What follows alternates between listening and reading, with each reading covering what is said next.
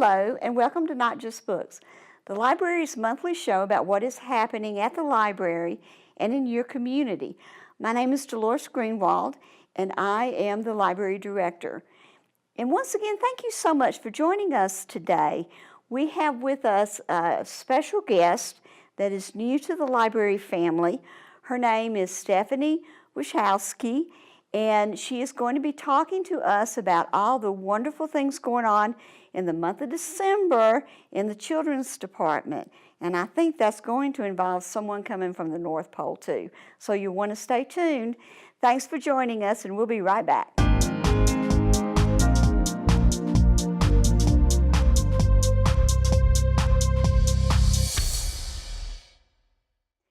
Hello and welcome back. I'm so pleased to have with me today Stephanie Wycihowski. She is our new manager of Children's and Teen Services at the main branch of the library. And she's under a little bit of like a trial by fire today. She hasn't been with us very long, but I've asked her to come on the television show and talk a little bit about some of the new ideas going on for the children's department, and also some of the programs that we've got coming up in December. So hello, Stephanie. Hello, thank you for having me. Well, thanks for joining us today. Tell us a little bit about what you have planned for December. Sure, we have got lots of great activities planned. We are starting off the month on the 1st with our Lego program. That's on that Saturday the 1st from 3 to 4:30, and it's open to kind of a variety of ages. We have lots of different Legos and Duplos to work with, so all ages are welcome. So how does that program work? We have the Legos, and then just parents and kids come in and just do with them what they will. Yes, and moms, dads, grandparents, whoever would like to come with their child, they're welcome to come in. We usually have different tables set up with different size Legos, and they can just kind of sit down and either start building themselves, or they can join a table where there might be other families already sitting and build together as groups or as pairs kind of thing. So. That sounds like a lot of fun, and it's a really good way for children to be creative and explore different possibilities. It's a great way of making friends, a great way of them learning about social interaction, that type of thing, building together as a team, because sometimes some kids are more imaginative when it comes to that with Legos, and so they're able to right away have a picture in their head of what they want to build and can work together then with another partner to make it a faster process. What else we got? We also have Santa coming to visit us at Maine. He will be joining us on Thursday the 6th from 4:30 to 6:30. This year we're going to try something a little bit different, and rather than everyone standing in line for one process, we're going to try giving out numbers and kind of break that line up a little bit. We're going to have some activities going on in our activity room, like probably coloring sheets, maybe some card making, things like that they can do while they're waiting with their child. Yes. So while you're waiting, you're not standing there in line, you're able to do something else. Correct. That's great. We do want to remind families to either bring their cell phone or bring their camera to make sure that they're capturing the pictures they want to capture with Santa. They will have a few minutes each to visit with him and take some different pictures, and everyone gets a goodie bag before they leave, all the children. So, and that'll have some of our activities for December and January in it, and we'll also have a little candy treat, things like that for them. And what's the date of that again? Thursday, December 6th from 4:30 to 6:30. Okay. So parents, make sure you have that on your list, because you'll have to go back to the North Pole again and start getting ready for Christmas.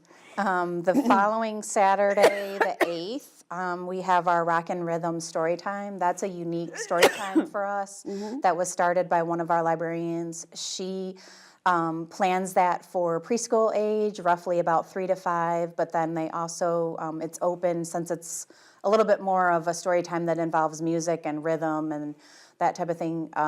For children with sensory issues, it's open to 3 to 7-year-olds. That one does require registration because of those sensory issues. We want to try to keep those groups small but interactive and fun. I actually attended the last one that was happening this month, and it was super fun, very interactive. That's great. Yeah, we had Liz, who is the one that actually put all this together, and on the television show and talked about it. And the kids seem to respond very well to that program. It's like instead of kids being put in an environment they're not real comfortable with, this is for them, and they understand that, and it's very special for them. Yes. So I am excited about that particular children's program, and so proud of the staff and Liz for putting that together. And definitely the musical instruments are a big hit. The Foundation egg shakers we used and the drums that were purchased, they're a huge hit. I know last week she did things about, last Saturday she did things about dinosaurs, and so she tries to pick a new and exciting theme each month when she does it.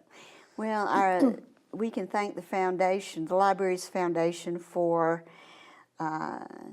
seed money that they received through the Rotary, Franklin Noon Rotary, for that program. And then I think we've added some supplies to it as it's gone along, but it's an exciting program. Yes. So happy that we're doing that. What else we got? Also on that Saturday, the 8th, at 2 o'clock in the afternoon, we decided, since the Grinch movie is in theaters and the fact that the Dr. Seuss classic, How the Grinch Stole Christmas, is always a popular read for families, that we thought, why not come to the library and join us and for a classic reading of it, and then do some book-related activities and have some fun.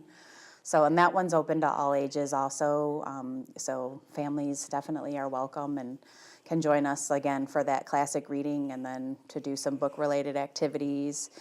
We also have a preschool gingerbread program that we're going to do that involves scents. So we're going to read a classic gingerbread story on the Thursday the 13th at 11 o'clock. So kind of right slightly after our preschool story time that we normally have. People might just have to remain in the area just for a few minutes to wait for it at 11. And then, like I said, we're going to share some type of gingerbread story for those families. And then we're going to do a craft that involves something unique this year. We're going to try making a gingerbread with using sandpaper and using some of the spices that are holiday related, like cloves and cinnamon and that type of thing. So it's definitely going to be a unique gingerbread man. Yeah, it's going to be craft. a unique gingerbread man. But that's great because everybody loves the gingerbread men and the stories and all of that. And also how the Grinch Stole Christmas. I mean, parents grew up watching that on television every December and reading it as kids too. Dr. Seuss is a classic and always one of my favorites. I think for a lot of families it's tradition every year to watch a lot of those and to read those classic stories that they remember from when they were younger and share those with their children. Definitely one of the final things we have for the month is Saturday the 15th. We've got our usual junior chess club that we're doing, and usually Dr. Dan is on hand to kind of help teach children if they're learning chess or wanting to work with a partner. And so that runs usually from 3 to 4:30 that day, and the age level on that is usually around ages 6 to 12, but definitely, if there is someone younger, they could come to that without, We do that a little bit with the teens too, I think. But how does it catch on with that age group? Do kids seem to like it? It seems to be relatively popular. I think it's kind of like, something classic that I'm sure a lot of families, do on their own, either with their own dad or maybe with grandpa in the family. They're learning how to play chess. And so I think those board games can be, a fun tradition that can be passed on through families. I think so too. And chess is a good game to work with strategy, and it's good for kids. So, Definitely, yeah. So does that wrap it up for December this time around? For the most or- part, other than we do take a break for story times during December, so that'll start happening for Christmas and New Year's week. So starting on December 24th and running through the Friday, January 4th, we won't actually have our regular scheduled story times, but you're welcome to still, visit the branches on the days that we're open and get materials and make sure that you're prepared for them being out of school. And it might be good to explain to folks why we take a break in the summer too, after summer reading program. But talk a little bit about why the department does that. Sure. Well, usually, throughout the year, we're always kind of in planning mode and doing a lot of prepping for future programs and that type of thing. So I'm sure in January and even in December, we'll be starting to plan for summer reading and getting those under the way. So we'll probably be scheduling a lot more meetings and booking performers and that type of thing. So to have that breather away from story times, I know it does sort of put a crimp in parent style, but at the same time, we want to be prepared and be ready and refreshed to do a new session with you guys. It's kind of it is a good thing to kind of take that break and regroup and get ready so that you can plan the story times in a proper manner. So, and tell us a little bit about, we have numerous story times besides the rock and rhythm. So what else do what other story times do we have for the parents out on there? Tuesdays, we usually have our toddler group, and that actually has two times on Tuesdays. There's a 10 o'clock session and an 11:15 session.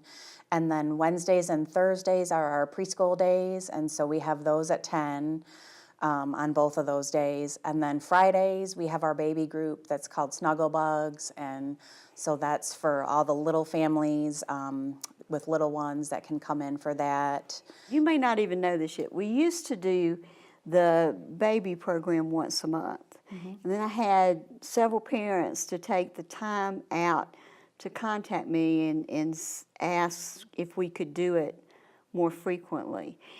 We have a lot of young kids in this area.